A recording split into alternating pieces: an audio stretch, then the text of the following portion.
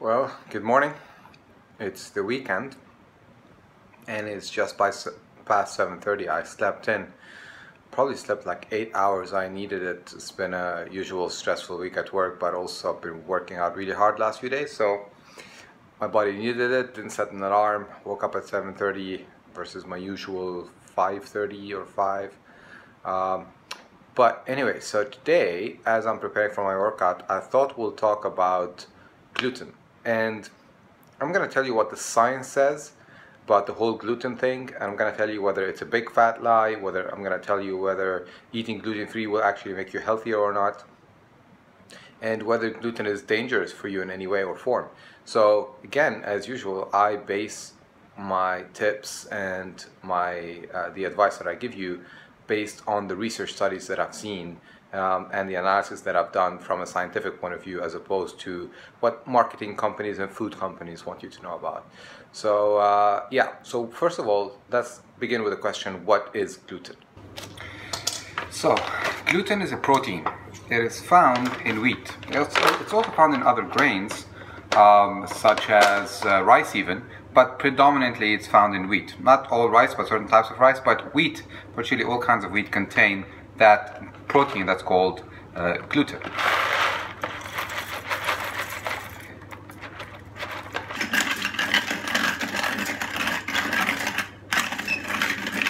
And that's really important because when it comes to proteins, what is critical for human beings is the ability to digest the protein that we consume. That's why some people can't have dairy, because they cannot digest the casein in milk products. That's why some people, when they have a piece of steak, they get the sweats and they feel pretty horrible because they have trouble digesting the protein and some of the meats. So the ability to digest proteins is really important for humans, and humans don't have the same ability to digest some proteins as some animals do. So that's why gluten, being a protein, is important. Allow me to explain. So no human being has the ability to digest the gluten protein, to fully digest that protein. We just never evolved as a species with the ability to fully digest gluten and break it down into amino acids so we can absorb it.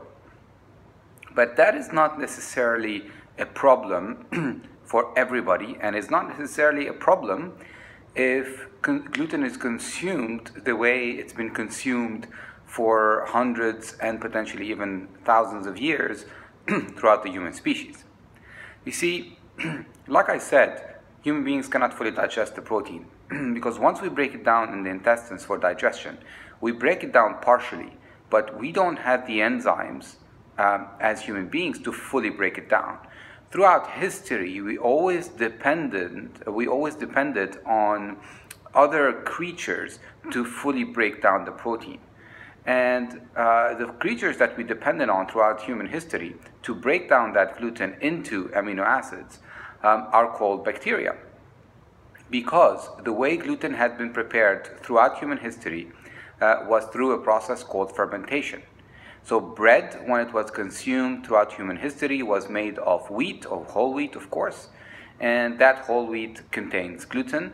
But then once they prepared the dough using water, salt, and maybe in some cases, in some cultures, sugar, they would prepare the dough and they would leave the dough to ferment from 24 and most commonly for 48 hours. Because they realized that when you let the dough ferment for 48 hours, it makes it much more digestible. And by making it more digestible, they were able to consume it without having digestive issues. And the process that is used through fermentation to get it to become more digestible is the breakdown of the gluten protein by the bacteria through the fermentation process. And that is why that bread is called sourdough. It's because the fermentation process gives that slightly sour taste to the bread. But that's because of the fermentation action that takes place. Now, real sourdough, like I said, is made from dough that has been fermented for 48 hours, and that basically allows the bacteria to completely break down the gluten. So sourdough bread, real sourdough bread, has very, very low levels of gluten in it. Unfortunately, today, when you go to buy sourdough bread from supermarkets, or even from bakeries, they don't actually let it ferment for 48 hours. Most of them don't. It's very rare to find that. The other big important thing to know about is that a lot of supermarkets actually cheat. What they do is they add a bit of vinegar to regular dough and gives it that bit of sour taste, and they sell it as sourdough, what is actually not really sourdough bread. But that's not the whole story. Now, in some cultures, they also sprouted the grains, the wheat, before crushing it and making bread out of it, or dough, whatever. And by sprouting the grains, they also get rid of the gluten to a certain extent. So basically, the first reason why people throughout history never really had problems with gluten, consuming gluten, is because they prepared them in a manner where by the time they actually consumed the bread or the dough, most of the gluten was already gone, either through fermentation, which is sourdough bread, and that's what most cultures had done, or through sprouting. So if you go to, let's say, a good health food store, did I put one or two?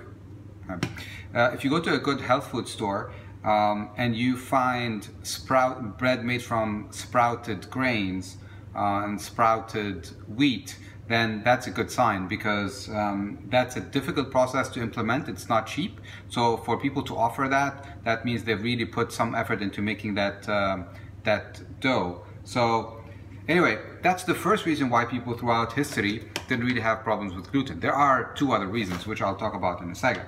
If you're wondering what I'm doing here, this is a new endurance fuel that I found. I talked about in another video, called Tailwind.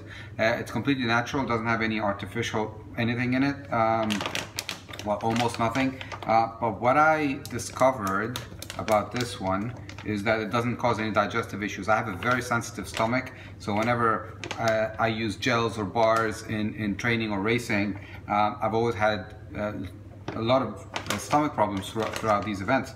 So I discovered this a few weeks ago, and it's designed by an ultra marathon runner in the US who had similar problems. So he designed this not to cause any stomach issues, and so far I haven't had any issues. So the training today is going to be 3 hours of mostly intervals on the bike. So another test of how well this nutrition is going to work. I did try it last week on a similar session, so 3 hours on the bike, and it was perfectly fine, never had any issues whatsoever.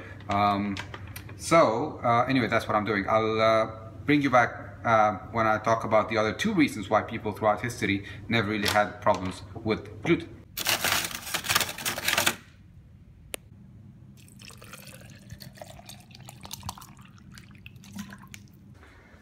Well, the second reason why people didn't have a lot of problems with gluten is because people didn't consume as much gluten throughout history as we do today. And the reason for that is actually there are two reasons why people didn't consume as much gluten. Number one, the amount of gluten in the grain of wheat today is much higher than it used to be. So what happened was, throughout the 1950s and 60s until today, grain companies like Monsanto and farmers who are encouraged by these grain companies started crossbreeding wheat in order to increase the amount of gluten in the wheat itself when it's grown out of the land. So that is more economical, because the more gluten you have in the wheat, the less wheat you need to produce food products. The more gluten you have in the grain, the less grain you need to make bread, to make pasta, to make all these sorts of things. So for economic reasons, all of these people started crossbreeding wheat to increase the gluten content of wheat. So today, the amount of gluten in a grain of wheat is 5 to 10 times higher than it was 100 years ago or further back. That's the first reason. Second reason, people consume more today, much more today, is because throughout history, the amount of gluten, or the gluten that people consumed, was predominantly from bread. And like what we talked about, it was sourdough fermented bread. So the amount of gluten was tiny in the daily consumption of human beings. Today, however, we are eating bread multiple times a day. We're eating pasta multiple times a day. We're encouraged to eat whole grains, so we are getting a lot of exposure to that gluten. And in addition to that, wheat is added to so many products, or food products, and processed food products. So if you pick up a package of anything in the supermarket and you read on it starch or added starch, what they're referring to is wheat starch, which comes from wheat, and that has the gluten protein in it as well. So we are consuming much more gluten per day than we have as human beings throughout the rest of history, in addition to the fact that the wheat plant itself has a lot more gluten today than it had throughout history. So that's the second reason. So number one, as we talked about earlier, that throughout history people used the process to prepare the wheat and prepare the bread that reduced the gluten content. Number two, we are getting much more exposed to gluten today because of our daily eating habits and because the plant itself has a lot more gluten. There are two more reasons we need to talk about. So let's continue this while I do my warm-up here.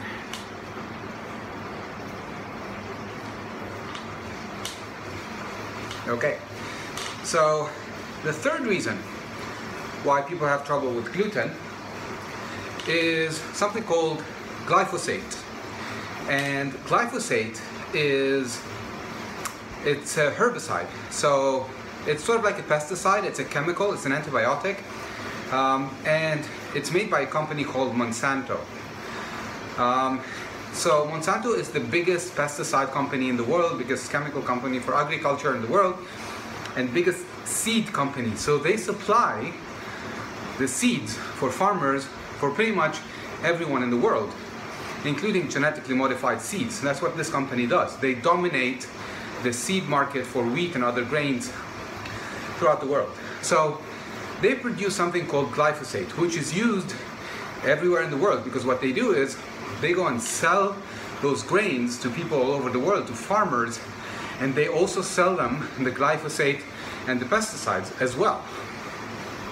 Glyphosate is designed to kill certain types of herbs. It's an antibiotic, so it actually kills bacteria, and when we consume it along with other forms of pesticides that are also designed to kill organisms, they kill the healthy bacteria in our digestive system, which, just like the bacteria in the sourdough bread, actually help us break down the things that we cannot normally digest. So when it comes to the gluten protein, normally we would eat it and we would have healthy bacteria in our digestive system that is responsible for fermenting and breaking down and helping us digest that gluten. However, when we eat products, vegetables, fruits, and of course grains that have been sprayed with glyphosate and pesticides, those chemicals will destroy the bacteria in the healthy bacteria in our digestive system, and as a result we lose the ability to digest the gluten. So now we have a situation where we are eating bread or pasta or whatever that is made from dough of wheat that is not fermented for 24 or 48 hours. So it's still, the gluten protein is intact. The amount of gluten in the wheat itself is much higher, and pesticides and herbicides are killing the bacteria that could have helped us to break down that gluten. So that's the third reason. The fourth reason, and final reason, is that today We are consuming so many processed foods. We are exposed to so many environmental stress elements that our ability to digest any kind of food is compromised. So many people, and I look at blood tests all the time for athletes and people who come to me for consultation, and so many people have something called digestive inflammation, or inflammation in the digestive system. And when that happens, the inflammation in the digestive system reduces the ability of your digestive system to actually digest any kind of food. So imagine when that kind of food is hard to digest to begin with, like gluten. It increases the inflammation in your digestive system, because now you have something in your digestive system that you cannot digest, and you have no help from bacteria or anything to digest it, and you're already inflamed because of other reasons, and now your digestive system is basically getting hit with a double whammy. So that's the fourth reason why people struggle with that.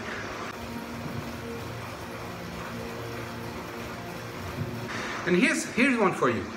So many people I've worked with, and I've had that experience myself, have had trouble with dairy products. They cannot digest dairy products. They get indigestion. And those people, when they eliminate gluten for about 30 days, all of a sudden they're able to digest dairy products. Because the problem was not the dairy product, well, the problem was that the gluten was causing inflammation in the digestive system and making the digestive system not able to function properly, and as a result, not be able to digest all sorts of other compounds. Now, what should we do?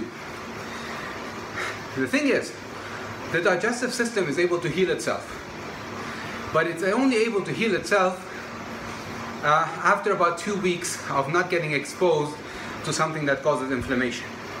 So if you want to try and see if going gluten-free is going to help you, then give it a try for 2 weeks. But here's the most important thing you need to know. When gluten causes problems for people, it doesn't always cause digestive problems. It also causes systemic immune system problems. So some people don't have any digestive issues when they eat gluten. They don't get constipation, diarrhea, bloating, none of that stuff. But if you were to test their blood, you will notice that when they eat gluten, their body gets into an immune reaction to that gluten. And that means their ability to think, function, perform physically, mentally, and otherwise, their ability to produce hormones, all of these things get affected. Their ability to recover from workouts, that gets affected as well. So if you don't have any digestive issues, doesn't mean you're okay with gluten. Because like I said at the beginning, human beings cannot digest gluten. We just can't. We don't have the enzymes for it. So you may be okay from a digestive point of view because you have a strong digestive system that's able to tolerate and handle something that is impossible to digest and just gets rid of it. But it doesn't mean that your immune system is not reacting to it.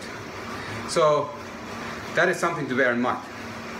So because it takes about 2 weeks for the digestive system to repair itself in the absence of anything that causes harm, if you want to try gluten-free and see if it works for you, then you need to try it for at least 2 weeks, because that's how long it takes for the digestive system to repair itself. Ideally, you want to go 30 days, no gluten at all, and see if you feel a difference in your performance, physically and mentally. Then reintroduce gluten and notice the difference in your performance the days coming after your gluten consumption. Trust me, you will feel a significant drop in your physical and mental performance. You may not be aware of it today because you've been at that level of performance for such a long period of time, not realizing that there's a higher level of performance you never realized you had because you've been eating gluten your whole life. Now, you need to be careful. This doesn't mean you go out and eat gluten-free equivalents to what you're eating now. This doesn't mean that you go and start buying gluten-free cookies, gluten-free cakes, because these are even worse for you because they're made from refined flours that will spike your blood sugar even more than wheat does. that will cause inflammation even more than wheat does. So you don't want to go and replace all these things. 99.99% of gluten-free products in supermarkets are terrible for you. You're better off eating gluten than eating those things. So if you want to go gluten-free, then you want to eat a wholesome diet, lots of vegetables, organic preferably, so you don't get exposed to these pesticides and herbicides that we talked about earlier. And then what you want to do is eat good quality meats, fish, to give your body the essential nutrients, so grass-fed, organic, free-range, high quality stuff. Same with eggs, make sure they're from free-range hens and they're organic. That's important. So you do these things for about 30 days, and then you start reintroducing gluten and see how you feel. And if you don't feel good after introducing gluten, which I suspect is what's going to happen, then what you can do is occasionally, not all the time, after maybe a couple of months, give your body a chance to recover. Occasionally you'll start having real sourdough bread once or twice a week. And like I said, I have a very sensitive digestive system, and when I eliminated gluten, it made a huge difference to my performance and my digestion, but also it made a huge difference on my sleep quality, how I feel, how quick I recover. But I enjoy bread. So once a week, I would have real, proper, organic sourdough bread that is not made from grains that have been exposed to pesticides and herbicides, that is made the proper traditional way of fermenting the dough for a couple of days so that the gluten gets broken down through the fermentation process. So I enjoy it. And when I want to have pasta, that's a tricky one, because most gluten-free pasta are made from rice, and rice is not a good replacement. It spikes your blood sugar like crazy. There are occasionally good quality pasta that's made gluten-free, but honestly, if I'm gonna have pasta, I'm just gonna bite the bullet, take a bunch of digestive enzymes, and have proper real pasta. I'll do it maybe once every couple of months, just when I really crave it. Same with pizza. And that's it. So my workout for today is gonna be, like I said, just under 3 hours of intervals. So 35-minute warm-up. It's a bit of a long warm-up because the rest of it is gonna be pretty hard. So hope you found that video useful.